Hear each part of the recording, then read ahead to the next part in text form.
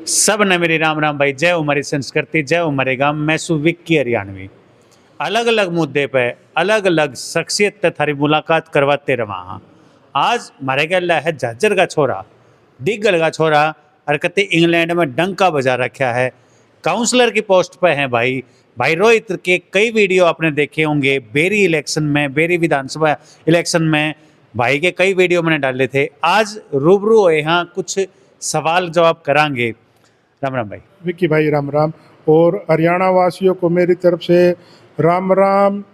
जय हरियाणा, जय भारत। जय भारत। इब किसा फील हुआ है हरियाणा का, झज्जर का, डिगल का बालक जाके इंग्लैंड में, इंग्लैंड की सत्ता ने संभालने लग रहा है। सत्ता ही कहूँगा मैं, क्योंकि वहाँ के जितना भी आप जो है एक डिप्टी चेयरमैन की पोस्ट पर भी हो, ये पार्टी में टिकट बांटने का काम करोगे।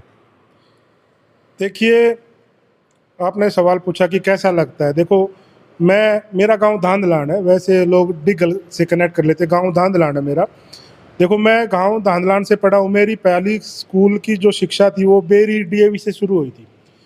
तो मैं बेरी डीएवी से लेके आज इंग्लैंड में जो राजनीतिक का सफ़र रहा है, उसमें किन किन कठिनाइयों से और क्या क्या परिश्रम किया है, वो उन सब का एक रिजल्ट है। और जब आप मेहनत करके किसी मुकाम पे पहुंचते हो तो वो आपको खुशी देता है, लेकिन उसके साथ साथ बहुत सारी जिम्मेदारियां आप पर आती हैं। अब मेरे पे वहाँ लंदन की जिम्मेदारियां हैं, और जैसा आपने बोला बेरी विधानसभा में, तो देखो, मैं कितनी भी ऊंचाई पर चला जाऊं, वो उसका आशीर्वाद मेरी जन्मभूमि से रहेगा। वो मेरी लंदन कर्म भूमि है, लेकिन अपनी जन्मभूमि को मैं छोड़ नहीं सकता। तो खुशी होने के साथ साथ जो जिम्मेदारियां होती हैं ना, वो हमें सोने नहीं देती। क्योंकि जिन्होंने मुझे वहाँ का प्रतिनिधि बनाया है, अगर मैं उनके बनाए हुए उन्होंने जो मेरे को जिम्मेदारी अगर वो पूरी नहीं कर सका, तो ये चुनाव जीतना, ये पार्टी का डिप्टी चेयर बनना, वो सब बिल्कुल जीरो होगा। तो मैं इस पे खुशी इजहार नहीं करके, बल्कि मैं अपनी जिम्मेदारी समझ के इसको एक नई रूपरेखा देने की कोशिश में लगा रहता हूँ।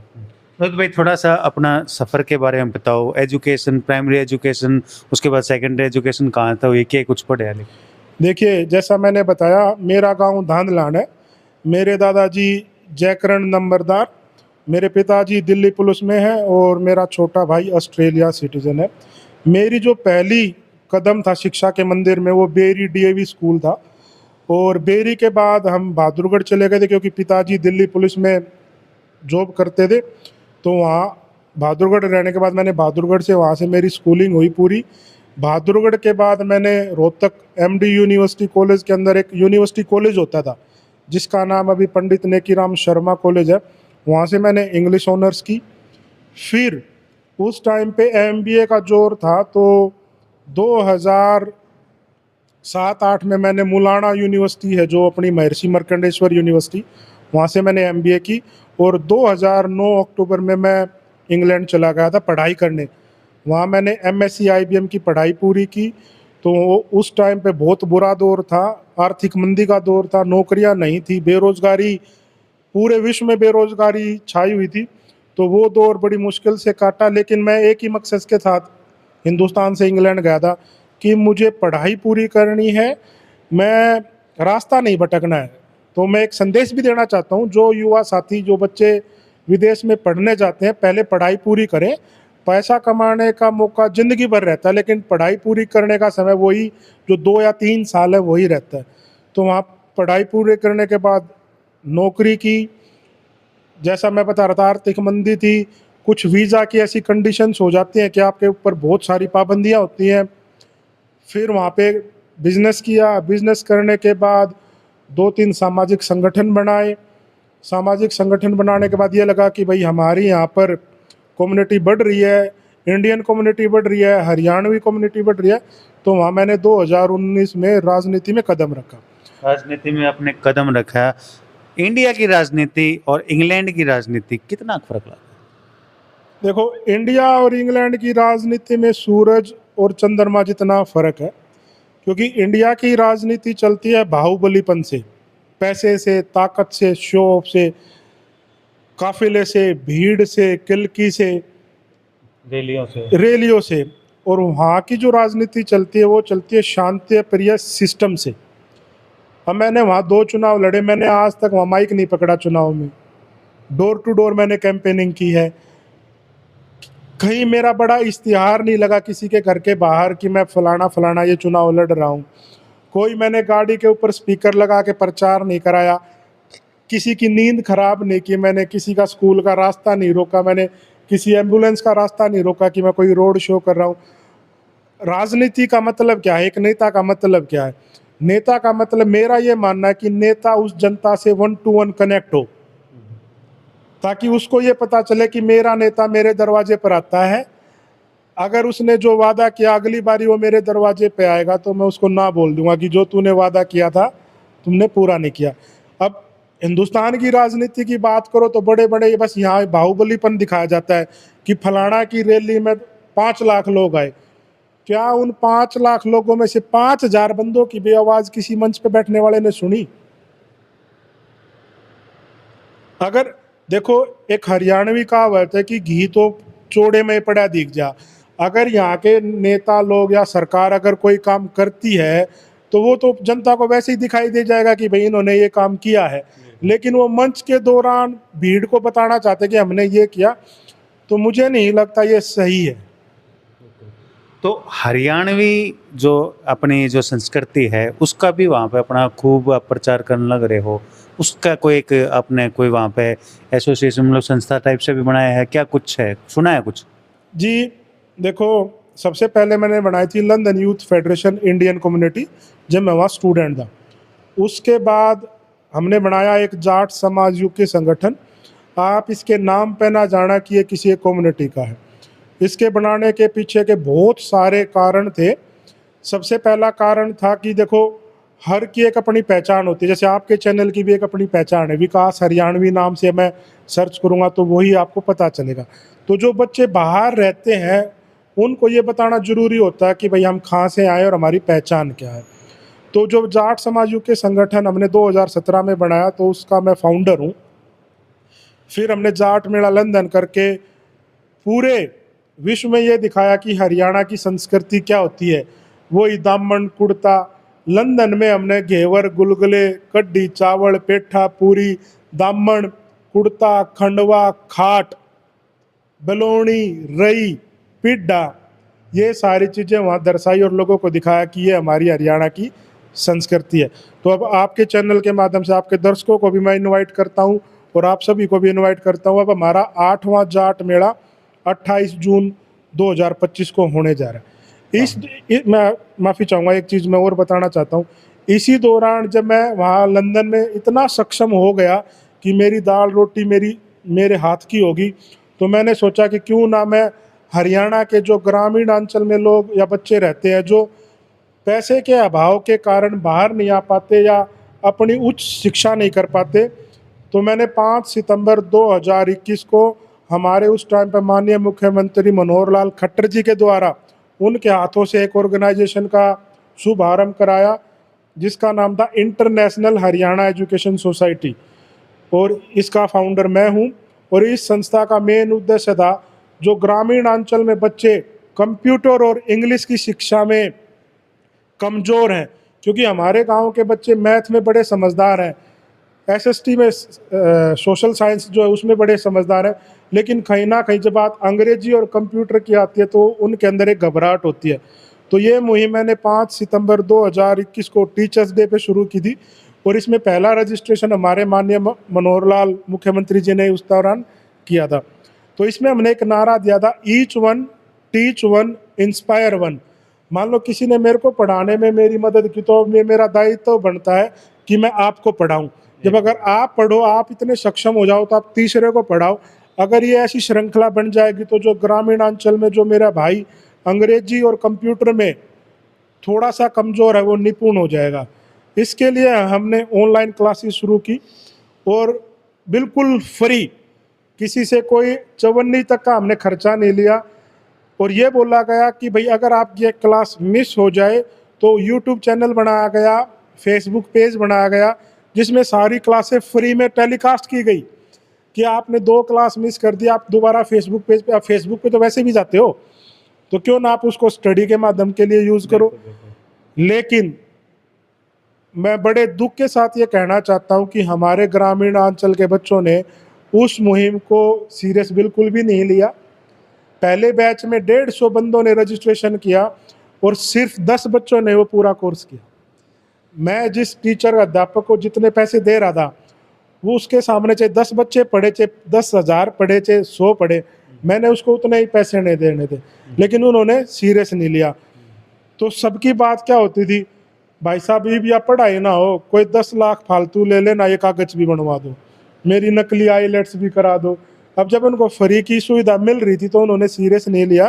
तो अगर आपके चैनल के माध्यम से मैं फिर एक बात युवाओं से अपील करना चाहता हूँ, शॉर्टकट में मत जाओ, थोड़ी सी मेहनत करो तो आप अपने आप कामयाब हो सकते हो। क्योंकि आज इंटरनेट का ज़माना, एक बार आप गूगल पे डालो कि आईलेट्स की पढ़ाई के लिए मुझे क्या क्या करना चाहिए, सारी चीज़ें आपके पास आ जाएंगी। लोग बाग शॉर्टकट की तरफ ज़्यादा भाग गए हैं और ज़्यादातर लोग जो है इसके चक्कर में धोखाधड़ी भी हुआ, उनके साथ डंकी करके जावे हैं, उनका हाल ही क्या होने लग रहा है, आप भी देखने लग रहे हो। ऐसे लोगों को आप क्या सलाह देना चाहोगे? देखिए, मैं हमेशा एक बात बोलता हूँ, अब भगवान के आशीर्वाद से, आप लोगों के सभी के प्यार से मैं वहाँ एक राजनीतिक पद पे हूँ और बहुत सारे लोगों के फ़ोन आते हैं कि भाई फलाने ने बुला ले, धकड़े ने बुला ले।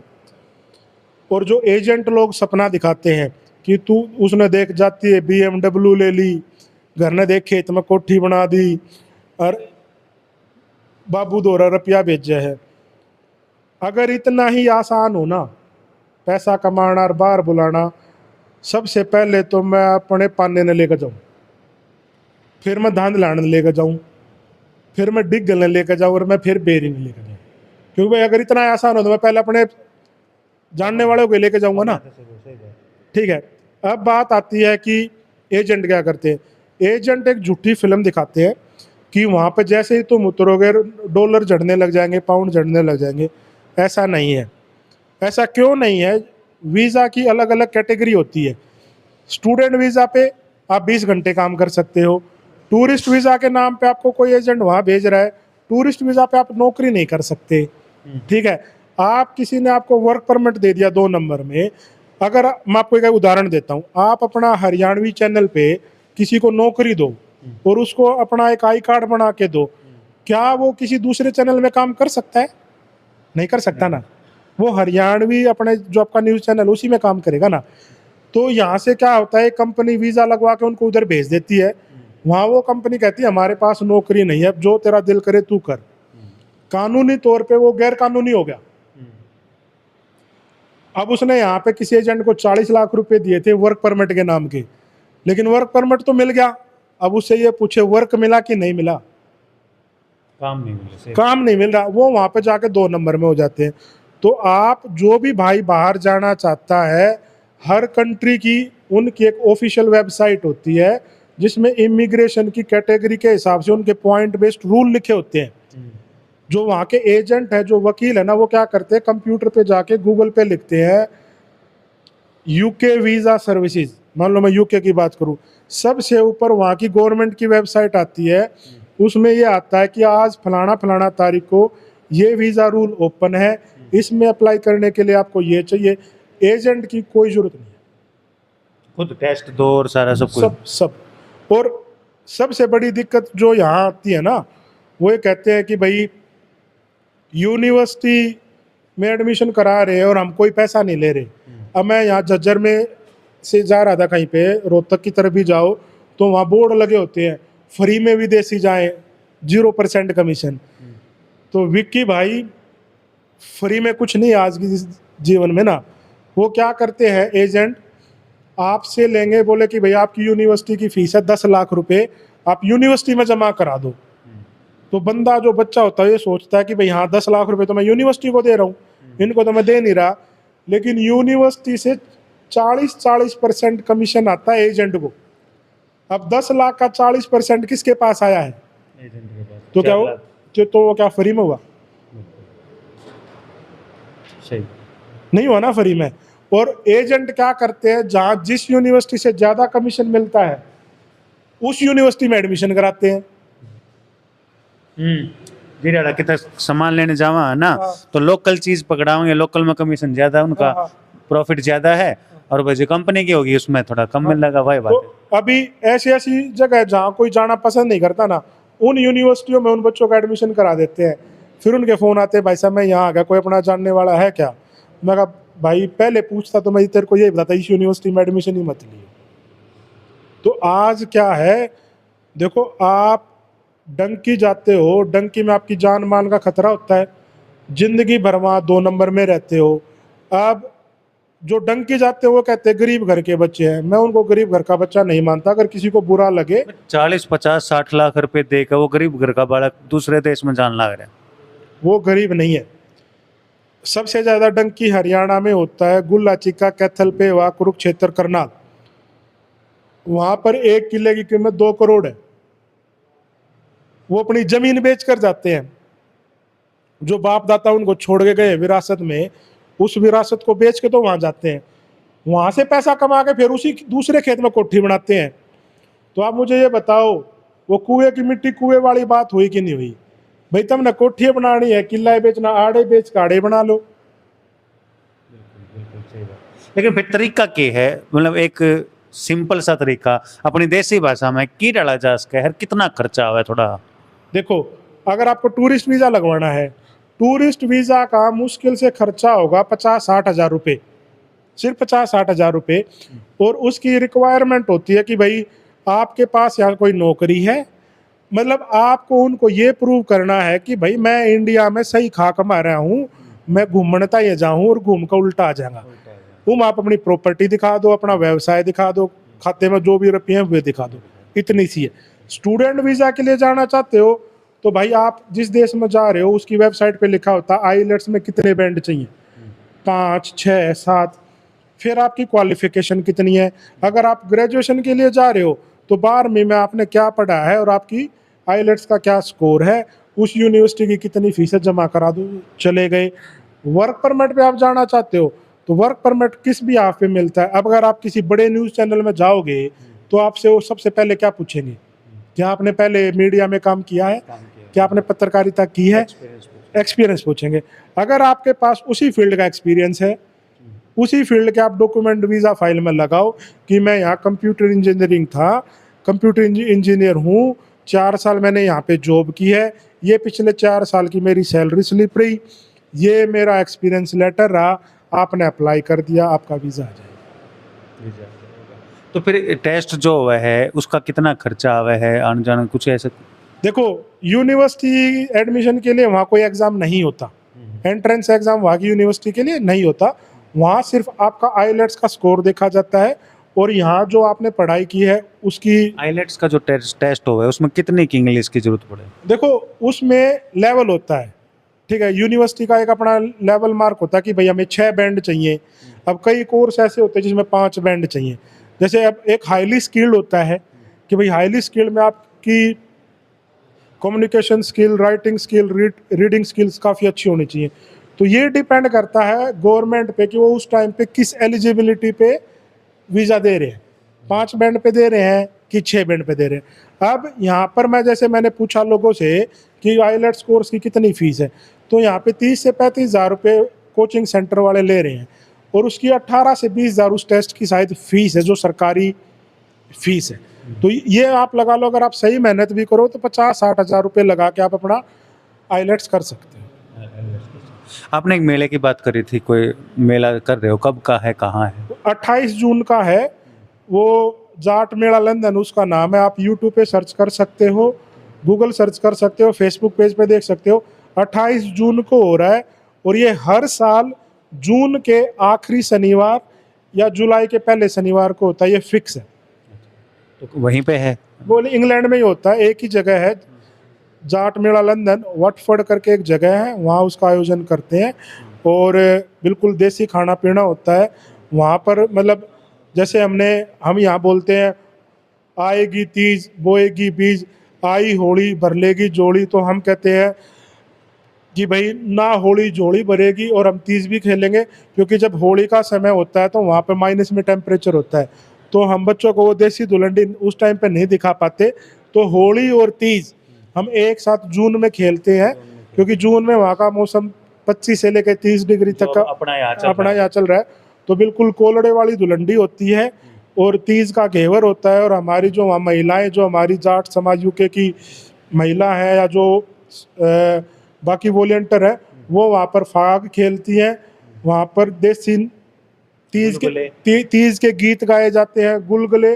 और आप देखोगे तो मैं आपको वीडियो दिखाऊंगा, मटका रेस होती है, हमारी महिलाएं दामन कुर्ता पहन के मटका रेस करती है, और हमारे जेंट्स और महिलाओं की रस्सा कस्सी होती है, बच्चों की बोरी रेस होती है, कबड्डी होती है, और इस बार अगर ग्राउंड तैयार होगा तो खो खो या कुश्ती भी कराएंगे। कुश्ती भी कराएंगे। बहुत आज यहाँ आने का मकसद, मेरे साथ दीपक भाई भी हैं। खत्री जी, पहले तो आपको बहुत बहुत बधाई हो जो आप महासचिव की पोस्ट पर ना, सेक्रेटरी की पोस्ट पर चुने गए हो।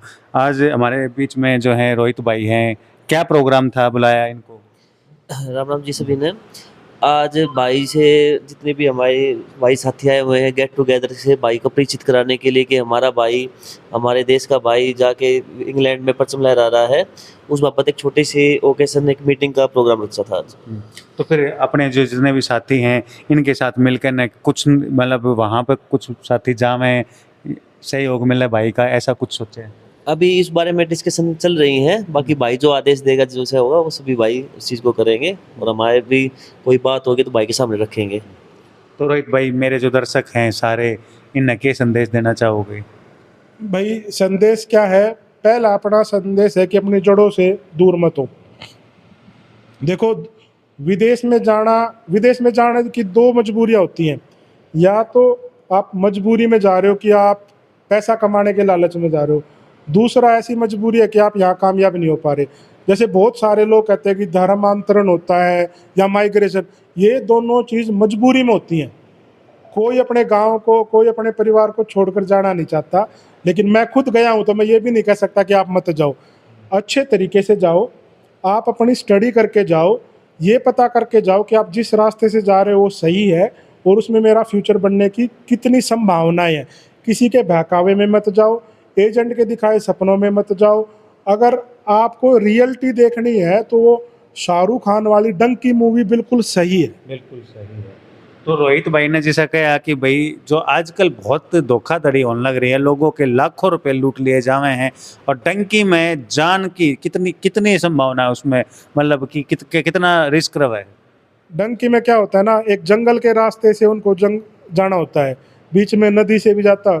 मैक्सिको के जितने माफिया हैं, ये जो कहते हैं ना गायब होगा, वो गायब नहीं होते, उनकी किडनी निकाल कर बेची जाती है। ऐसे बहुत सारे षड्यंत्र वहाँ होते हैं जो यहाँ खबरों में नहीं आते। ठीक है, जो यहाँ से मैक्सिको जाता है, मैक्सिको से वो जो जंगलों का जो रास्ता है ना, वो भाई जान जोखिम में डालने वाला नहीं है, आपके परिवार को भी ख़त्म करने वाला है।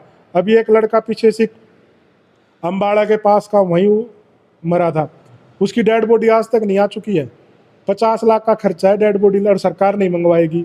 ठीक है, आप एक बात बताओ, हम यहाँ किसी भी शहर में एक चौक से दूसरे चौक बगैर लाइसेंस जाते हैं ना, तो हमारा दिल भी दुखड़ चुकड़ करता है कि नाके पे पुलिस वाला पकड़ लेगा, और तुम अपने परिवार की जान जोखिम डाल के एक दूसरे देश में जा रहे हो।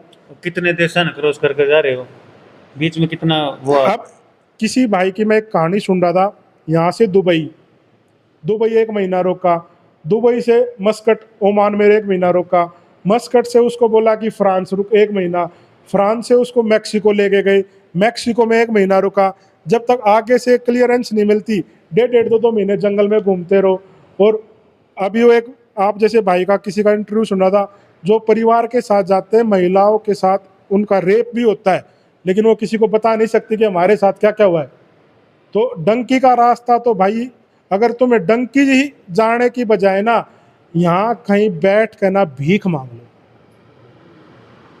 बहुत बड़ी बात कही है भाई ने, और लगातार भाई थे फिर रूबरू करवाते रहेंगे। आज इंटरव्यू काफ़ी लंबा हो गया, लेकिन बहुत ज्ञानवर्धक रहा है हमारे लिए। बहुत सौभाग्य की बात है जो हम रोहित भाई थे मिले, हाँ पहले भी मिले हर आगे भी मिलते रहेंगे। दीपक भाई, क्या कहना चाहोगे मेरे दर्शकों में? जितने भी भाई हैं, पहली बात तो ये कि भाई रोहित अलावत हमारे भाई साहब आए हैं, उनसे कोई भी आप चीज़ पूछना चाहते हो या कुछ भाई वहाँ पे क्या चीज़ बदलाव कर सकते हैं या हमारे समाज के लिए कुछ और क्या कर सकते हैं, वो आप बता सकते हो। भाई जो भी रोहित भाई थे सवाल रहे हमारे जो वीडियो के कमेंट सेक्शन में लिख लियो, भाई जरूर जवाब देंगे। हमारे वीडियो के जो कमेंट सेक्शन में आएंगे आपने जवाब दे दियो इन्हें। मैं आपके चैनल के माध्यम से एक बात बताना चाहता हूँ, मेरे पास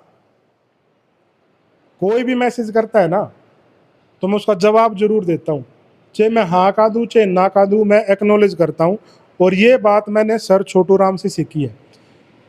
सर छोटू राम की ये खासियत थी, अगर उस दौर में कोई उनको चिट्ठी लिखता था ना तो उस चिट्ठी का जवाब वो जरूर देते थे। और इस बात का मैं एक एग्जांपल और देता हूँ। जब ये आप हम इतिहास में चले गए, माफ़ी चाहूँगा आपकी वीडियो 2 मिनट और लंबी होगी। तो किसी जो अपने बाबा भीमराव अंबेडकर थे, उन्होंने अपने किसी कर्मचारी से पूछा, क्या सर छोटू राम वाकई नॉर्थ भारत के बड़े नेता हैं? क्या उनका वास्तव में अस्तित्व है? तो बोले जी हाँ। तो बोला मेरे में और उनमें क्या फ़र्क है? वो बोले कि भाई मेरे और सर छोटू राम की कार्यशैली में कोई फ़र्क है? तो वो बोले थे कि जी 2 फ़र्क है। बोला क्या? बोला एक तो सर छोटू राम हर चिट्ठी का जवाब खुद पढ़ के खुद देते हैं, जो आप नहीं करते। तो बाबा साहब ने एक जवाब दिया कि बोला मेरे पास तो हज़ारों चिट्ठी आती है, मेरे पास तो इतना समय नहीं। तो बोला यही पहला अंतर आप में और सर छोटू राम में है। फिर दूसरा पूछा गया कि दूसरा क्या है? बोला जो भी उनकी रोहतक में नीली कोठी पर जाता है वहाँ पर उसको चाय पानी और हुक्का जरूर मिलता है। तो बोले अच्छा। तो बोले कि लेकिन बोला हमारे यहाँ आता तो नहीं मिलता। तो बोलते कि भाई मेरे यहाँ जैसे कई बार लोग आते उसको जाति सूचक समझ के मेरे यहाँ खाना पीना पसंद नहीं करते। तो उन्होंने कहा था कि बोला जो सर छोटू राम की कोठी पर जो सेवा भाव करता है वो सर छोटू राम के समाज से नहीं है। ठीक है, आने वाला जो अतिथि होता है ये नहीं देखता कि कौन उसको क्या सेवा कर रहा है। तो ये जो मैंने आपके सवाल पे आता हूँ जवाब देना, ये मैंने कसम खा रखी है कि मैं हर बंदे का जवाब दूंगा ही दूंगा। तो आप इस बात से निश्चित रहें कि मैं जवाब दूं ना दूं, आप अपने कमेंट बॉक्स के जितने भी सवाल हों आप मेरे को मैसेज कर देना। मैं एक उनके साथ मेरा एक वीडियो कॉल इंटरव्यू करा देना, मैं जवाब सभी के दूंगा। बहुत बहुत धन्यवाद। लगातार जो है हमारे चैनल पे अलग अलग शख्सियत तुमने देखने मिलती रहे हैं। आज रोहित भाई तब बात करवाई, बहुत अच्छा लगा।